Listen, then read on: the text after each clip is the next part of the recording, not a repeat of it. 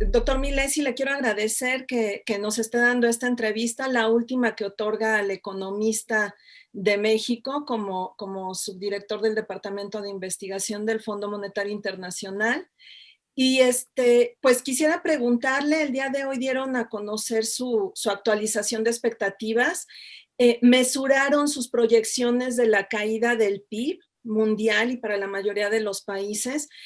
Quiero preguntarle si esto significa que son menos pesimistas que en junio, o lo que estamos viendo pues es que ya tienen pues más datos y eso les permite ser como más certeros en las proyecciones. Yo creo que sí, por supuesto tenemos más datos, tenemos mejor idea, claramente sabemos qué ha pasado en la primera mitad del año y en junio solo había información sobre el primer trimestre y unos datos de abril y un poquito de mayo. Ahora tenemos una idea mucho mejor de lo que ha pasado durante la temporada de los lockdowns más rígidos. Y también tenemos bastante buena idea de cómo se ha desempeñado la economía en el tercer trimestre, la economía mundial.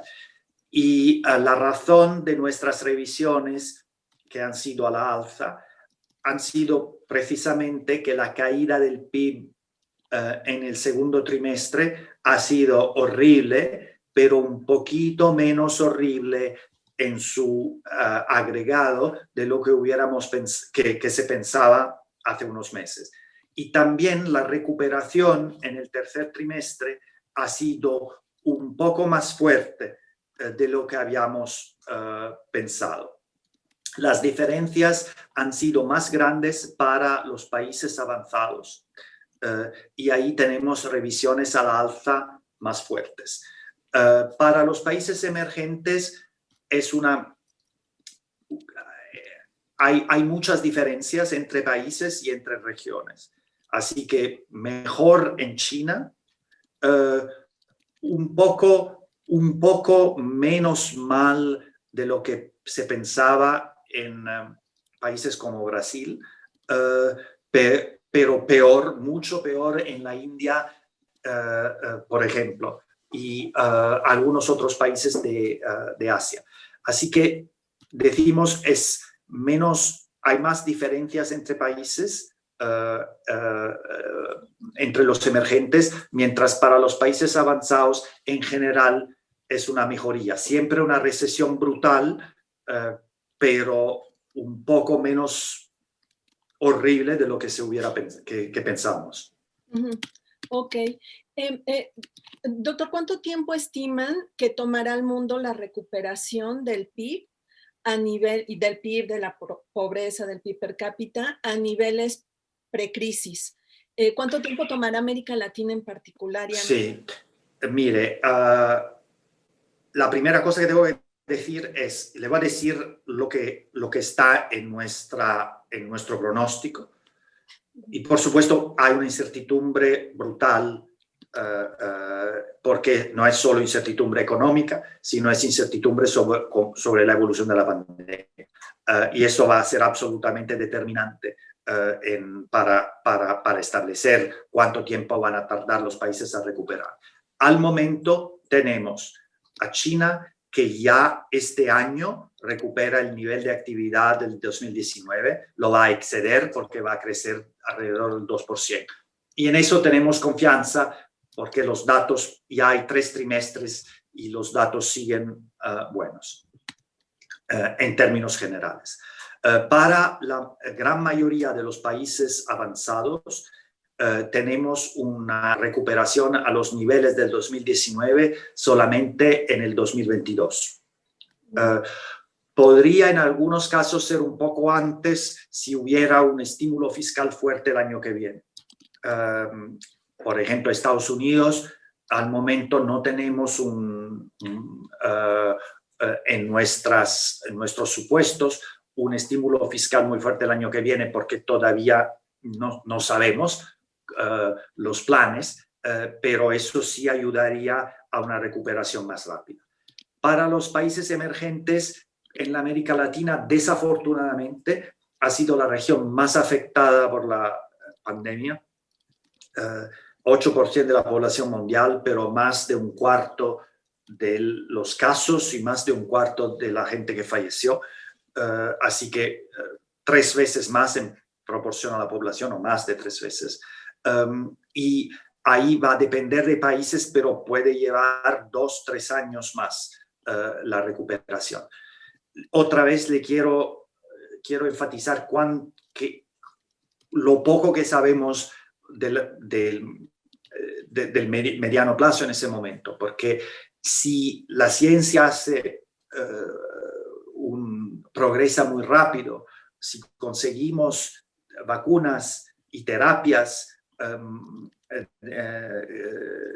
que se puedan distribuir de manera masiva en los próximos 12, 14, 15 meses, la recuperación puede ser mucho más rápida, pero no lo sabemos. Y al momento, desafortunadamente, lo que tenemos que mirar es a la posibilidad que los sectores de servicios más afectados se queden afectados, menos que ahora, pero se queden afectados por los próximos 2 años. Y eso lleva muchos costes para la gente y muchos costes para países como los de América Latina, que tienen mucha pequeña, mediana empresa y una parte importante del empleo en sectores muy afectados. Por eso, sí, desafortunadamente, no es un pronóstico muy alegre. Ok. Doctor, yo le quiero preguntar, yo no me alcanzo a imaginar cómo se va a ver el mundo después de una crisis como esta, que ustedes han dicho que es inusual, que no tiene precedentes. ¿Cómo se va a vivir un mundo que pierde 3 o 5 años de avances y que además pasó por una crisis sanitaria? ¿Cómo se va a ver el turismo? ¿Cómo impactará la globalización? Sí, nos ponemos las mismas preguntas. La verdad, le digo, la esperanza es que la ciencia nos ayude más de lo que podemos poner con certidumbre en nuestros pronósticos, y que eso permita una recuperación de los sectores más afectados, porque esto cambiaría las cosas de manera muy, muy importante, reduciendo obviamente el cargo fiscal de mantener trabajadores y empresas, decimos, de ayudar a estos cuando no pueden operar. Si vuelven a poder operar, eso va a cambiar. Y también porque cada crisis lleva también unos cambios de organización del trabajo que pueden llevar a una subida de la productividad y a tener por este lado efectos positivos. Pero la verdad es todavía, la incertidumbre es todavía muy amplia, y la verdad lo que es muy doloroso es que el impacto de esta crisis es muy regresivo. Es más fuerte sobre gente que tiene menos protección, porque hablamos de sectores donde el empleo es de jóvenes, mujeres, gente con en general un nivel de especialización un poco más bajo, mucha pequeña mediana empresa, y claro, eso es muy regresivo. La gente como yo puede seguir trabajando por Zoom y Internet y sigue, no sé, con unos niveles de productividad posiblemente casi iguales. Pero eso no es común a todos. Puede ser común a muchas profesiones, pero no para mucha gente que necesita, que trabaja en sectores donde el contacto personal es importante. Y eso es un desafío enorme para los gobiernos, porque proteger a esa gente es obviamente súper importante, y al mismo tiempo no es fácil, porque es una componente de empleo importante. No es un tablero de ajedrez que uno mueve un una pieza de un lado a otro así. Es difícil y puede llevar eso mucho tiempo y tener costes para actividad económica importantes. Por eso tenemos que hacer todo lo que podemos, porque decimos la emergencia de la pandemia sea enfrentada de la manera más agresiva posible a nivel internacional. Y al mismo tiempo a nivel doméstico, poner los recursos que podemos poner, hay que ponerlos para mantener las empresas en vida, para que mantener los trabajadores en condición de sobrevivir de manera aceptable a una crisis tan horrible como esta. Claro, claro, entiendo. Doctor, quisiera preguntarle sobre las remesas. Ustedes en el fondo, desde que inició esta crisis, pues estimaban que iba a haber un desplome. Ha sorprendido, me parece, positivamente el flujo de remesas. Quiero preguntarle cómo lo explican ustedes, esta sorpresa positiva del flujo de remesas, y si existe un riesgo de que si se prolonga la pandemia, pues caigan. No, un rayo de luz, como decía, no, de verdad, porque era una gran preocupación. Y la verdad, como decía usted, para México, para también los países de Centroamérica, han sido bastante, se han quedado bien fuertes. Yo creo que, bueno, le puedo decir unas hipótesis, porque hipótesis no es tan obvio, pero bueno, por supuesto, un factor ha sido seguramente el hecho que la gente que envía remesas, uno de los factores son las condiciones en los países de la gente que las recibe. Así que cuando hay obviamente una situación de emergencia o de crisis muy fuerte, el incentivo a mandar más es mayor. Y el hecho que se habían depreciado las monedas, por ejemplo, al principio en particular el peso bajó mucho, hacía que mandar los mismos dólares tenía más beneficio, porque compraba más en términos de pesos. Pero las remesas se han quedado fuertes también en términos de dólares. Otro factor puede haber sido que al final en estados de Estados Unidos donde había una presencia más fuerte de emigrantes que mandan remesas, las condiciones no se habían deteriorado tanto como en otros. Eso puede haber sido otro efecto. Pero sí, yo creo que seguramente el hecho decimos, de la gravedad de la situación en los países de donde vienen los emigrantes ha sido importante y la gente se tiene que haber sacrificado mucho para seguir mandando dinero a México y a Guatemala, a El Salvador. Así que nada, este impacto ha sido menor, pero claro, el impacto sobre turismo, eso ha sido súper fuerte y eso se ha quedado. Ajá, ok, muy bien. Pues, doctor, quisiera preguntarle, entiendo, como lo decía al principio, que es su última participación en una reunión del Fondo Monetario Internacional.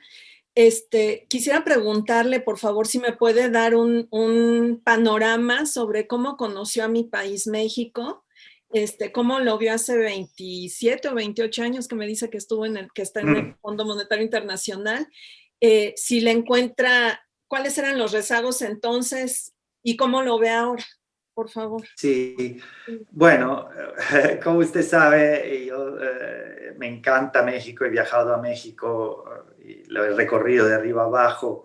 En plan personal es un país que me fascina, adoro su gente, su cultura, su comida, su arte, su literatura. La verdad, un país absolutamente extraordinario.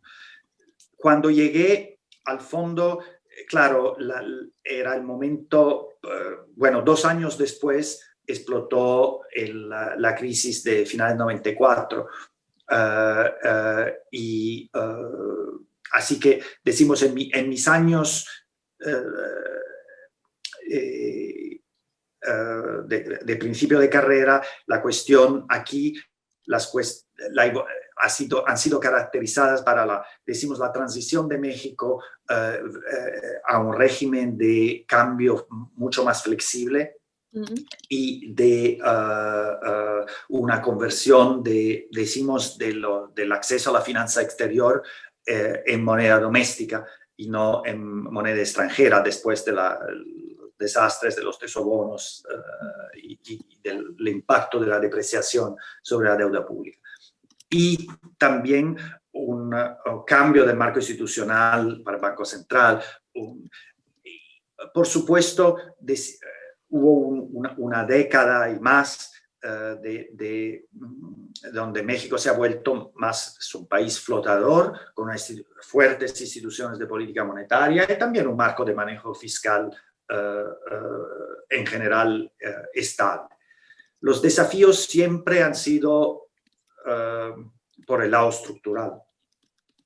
Desde esa época, decimos, la crisis macro, donde uno podía hablar de cuestiones de política macro, fue la del 94-95. Después de esto han sido crisis externas, la crisis del 2008-2009 no venía de México, pero el desafío para México siempre ha sido de subir la tasa de crecimiento de la productividad y es un desafío que queda. Hubo un momento que había, decimos, más optimismo porque se habían hecho después del 2010 muchas reformas estructurales que tenían que llevar a una tasa de crecimiento tendencial más fuerte. Pero al final muchos shocks y yo creo también hay unos problemas estructurales de las cuestiones de seguridad, de corrupción, que se han enfrentado, que los gobiernos han enfrentado, pero que no son problemas que se resuelven rápido. Y son cambiamientos que desafortunadamente llevan tiempo. Y yo creo que estos muchos shocks externos también y muchos factores que al final han, decimos, dejado a México como con una tasa de crecimiento que no es suficiente. Decimos un país que merece mejor. Nada, mi esperanza es que me voy yo y las cosas mejoran, pero la verdad, decimos, muchas cosas se han hecho bien,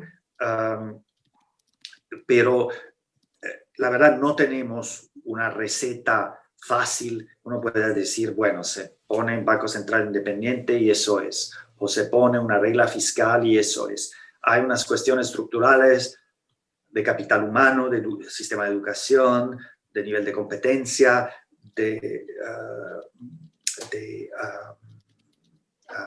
como le decía, del sistema judicial, de la seguridad. Hay muchos desafíos y todos tienen un impacto sobre la capacidad de un país de crecer. Y hay que enfrentarlos y con mucha paciencia. Muy bien. Doctor, me estoy acercando al final. Tenemos aún un tiempo para un par de preguntas y se las voy a juntar, si me permite. La primera, si nos puede compartir qué siente un funcionario de su nivel y de su responsabilidad cuando irrumpe una crisis como la que estamos viviendo, donde no hay una referencia histórica, donde no hay una cartografía para navegarla. Y si me permite, yo leí que en Estados Unidos tienen la tradición de que el presidente que se va deja una carta en el cajón del Salón Oval para su sucesor. ¿Usted qué dejaría en esa carta para quien le suceda? Yo creo que siempre hay que enfrentar, empezando para el final, ese trabajo, pensando que siempre hay mucho que aprender. Nunca hay que pensar de saberlo todo y de tener la receta que funciona siempre. Y lo hemos visto con esta crisis. Hemos pasado más tiempo hablando con epidemiólogos y virólogos del tiempo que hemos pasado hablando con economistas en estos últimos meses. Para entender, decimos, entender mejor lo que estaba pasando. Y hay que ser, yo creo en estos casos, hay que ser humilde y no quedarse humilde en decir, pues no sabemos. Y lo que no sabemos, ¿qué podemos hacer para aprender? Hemos cambiado nuestras proyecciones en 7 semanas para el crecimiento global de 6,5 puntos. Y claro, y hemos tenido que pensar a números que nunca hubiéramos pensado fueran posibles. La idea que pudiera la economía de Estados Unidos o de México pudiera caer en términos anualizados del 35% en un trimestre. Es como uno piensa, tiene que ser ni un terremoto lleva a algo tan dramático. Y claro, y pensar cómo guiarnos y pensar bueno, claro, hemos pensado a pandemias anteriores, pero claro, para llegar a eso uno tenía que volver al 1918 y el mundo era muy distinto. Y pensar en términos económicos muy básicos. ¿Qué pasa a la demanda? ¿Qué pasa a la oferta? Y para nuestros pronósticos, votar modelos, decimos, automáticos y mirar a la estructura de la economía, a los sectores, y así lo hemos hecho. Hemos mirado qué porcentaje de la producción viene de restaurantes y hoteles, qué porcentaje viene y después decir, pues, ¿cómo vemos afectado la operatividad de ese sector? Y los pronósticos así han resultado mucho más realísticos que algo que uno puede hacer con nuestros análisis tradicionales de consumo, inversión, de comportamiento cíclico de la economía, porque nunca hemos visto algo así. Así que lo mejor que se podía hacer es de pensar cuánto pueden operar esos sectores, a qué intensidad, y intentar pensar a las conexiones entre los diferentes sectores. Claro, errores enormes se hacen igual, pero por lo menos hemos tenido, yo creo, una manera de analizar las cosas más uniforme y bueno, y sacado números que están equivocados, por supuesto, siempre, pero que tienen una base más concreta y más fácil también de compartir. Muy bien, muy bien. Pues doctor, yo quiero finalizar esta conversación agradeciéndole mucho la deferencia que siempre ha tenido con los reporteros de América Latina, con los reporteros de México que hemos acudido a las reuniones del fondo y personalmente, obviamente, con el economista. Siempre nos ha tenido la puerta abierta en México, en Lima, en Washington, en Indonesia. Le agradezco mucho y le deseo pues un feliz retiro. Muchísimas gracias. Voy a seguir trabajando, pero me ha encantado interactuar con usted y con todos vosotros. La verdad,